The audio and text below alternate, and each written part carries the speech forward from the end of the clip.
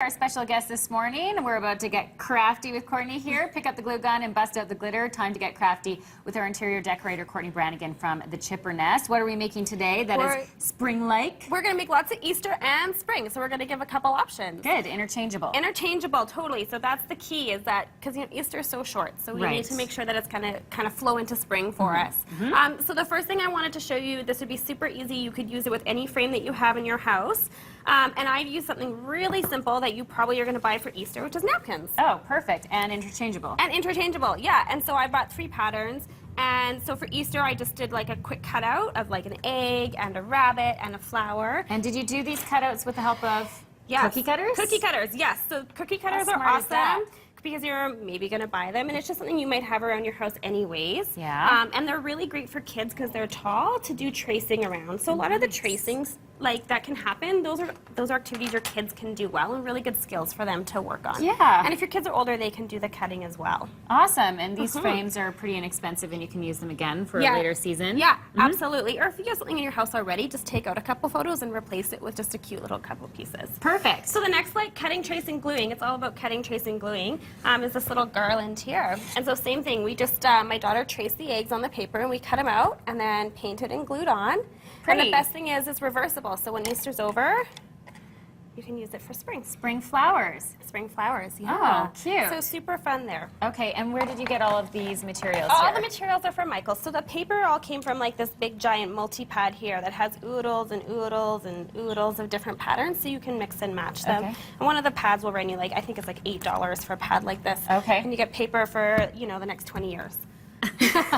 Yes. You want to save that. Yeah, you better have a craft room to save all that paper. Okay, what's this one? So these two are some cute little canvas crafts, and you can do them with your kids. And actually, I totally stole this idea from Michael's, and they're doing a seminar on this weekend. So nice. We traced an egg, yes, and I had my daughter paint the inside in pattern, and then we just painted the outside in acrylic. Okay.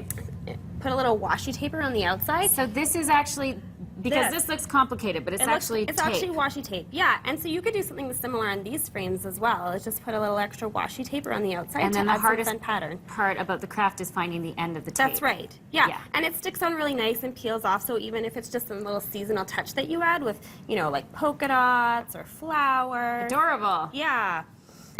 This is another great cut, trace, glue, and kids love gluing. So we painted some flowers, and then we just used that Mod Podge that I brought last time, which is the crafting glue, and you can use white glue as well, and some tissue paper, and we just painted and glued them on this. So it's a cute little scene. Nice. Yeah, and if you want to do spring, you could do flowers. Okay. You brought some violets for us I brought this some morning. violets. I was like, they're so springy. Yeah, absolutely. I know, I love them. Cute. Okay, what's this little Okay, so this is a 3D craft. So what I've done is I've just taken a picture frame and I've taken out the glass and the backing and just kind of added some fun embellishments like these little bunting banners that say Happy Easter. And then when this is Easter, it's actually the same amount of letters as spring. So if you wanted to write spring on one side and then flip it over, you could. How smart is that? I just lightly glued this little egg in, but you could pull it out then for spring and replace it with something adorable like a little bird. That is sweet. Yeah. What's in the mason jar? So this is it's kind of like a little Easter terrarium. And it's got, so same thing, the little woodcut bunnies, and all these little woodcuts you can find at Michael's, and a little moss. I was trying to show you. Yeah, perfect. Yeah. I'll show everyone at home who's watching. Yeah. So you put the bunny in the same deal. You same can put idea, flowers. just a little bit of glue, yeah. And these were, these flowers just came from this paper pad that I cut out, but you could cut your own flowers too. Okay, so if you've got a little finer detail this is maybe not so kid-friendly. This is after the kids have gone to bed and you're relaxing. Doing some crafting on your own with the stack of paper that you got? Yeah, definitely.